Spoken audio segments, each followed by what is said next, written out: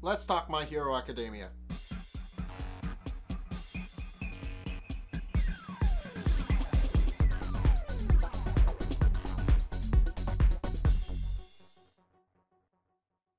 Okay, so this episode was mainly about how All Might, I guess, found out that there are more things to being a hero than just playing the part, and it's all because of Deku. So Deku, after asking All Might if he can become a hero even without a quirk, details his life story about how he has been made fun of for not having a quirk, and he's been told repeatedly that he will never be a hero because he doesn't have a quirk.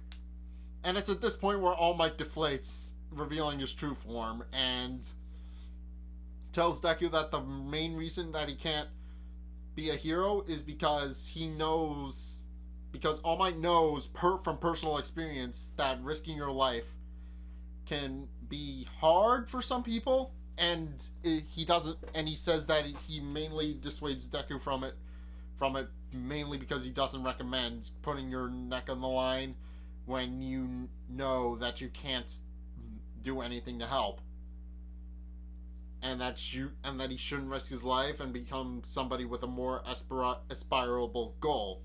And also reveals that he can't stay in his superhero form for more than 3 hours at a time because of a fight with a villain named Toxic Chainsaw, who we haven't seen and probably never will, maybe. But it was stricken from public record, but he does point out that that's the main reason why he can't transform into his hero form anymore. And then All Might leaves and then realizes that he dropped the villain he was transporting during his flight. And sure enough, Bakugo and his friends accidentally set the villain loose, and it attaches itself to Bakugo. So, yeah, definitely not the best day for All Might. Meanwhile, Deku is wandering around town trying to figure out what he should be doing with his life, and he sees the crime scene with the giant sludge monster wrapping itself around Bakugo and using his quirk to destroy everything. And Deku immediately jumps into the scene after realizing that All Might wouldn't be able to help, and isn't able to do anything but rushes in anyway, and just goes in without thinking. And All Might, realizing that Deku would be willing to put his life on the line, also puts his life on the line by overexerting himself using his superhero form, and goes out to attack the monster, and hits it so hard that it starts raining. I'm not kidding, that's legitimately something that happens. He punches the monster so hard that it starts raining. That's amazing.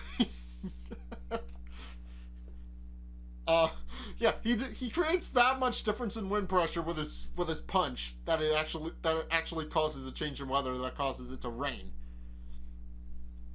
And after wandering off, and after Deku gets a scolding from the other professional heroes at the scene who couldn't do much of anything because their quirks were useless against the sludge monster, heads home. And it's at this point where All Might shows up and reveals that, yes, Deku did give him the change of heart that he needed, and did tell him that, yes, he can become a hero because he recognized that Deku had the makings of being a pro hero because he just rushed in without thinking, which is a lot of pro hero story. The first thing they do when they decide to become a professional hero is they don't think and just run in and help, regardless of how well they can actually help. So All Might's pretty much confirmed that Deku can become a hero, and we learn in the next episode, in the preview for the next episode, that All Might can in fact pass down his quirk. And Deku is next in line to inherit it, apparently. So, yeah, it definitely seems like Deku and All Might will have a mentor-student relationship a little bit going forward, which is something I'm interested to see. But it also shows that, yes, All Might was able to admonish Deku, but he wasn't able to put the words that he said into practice. And it's because Deku ran in to rescue his life that he finally decided to act. So Yeah, it's definitely showing that these two will have a deeper connection and will go beyond just a mentor-student relationship and will wind up becoming, I don't know, something more. Maybe like a father-son relationship or a good friend relationship or something like that. But it definitely shows that the two will form a close bond and be pretty much inseparable at some point. Because it shows that they've already started to change each other and will eventually grow to become better people through each other. So it's definitely something possible that they'll definitely develop a good relationship with one another.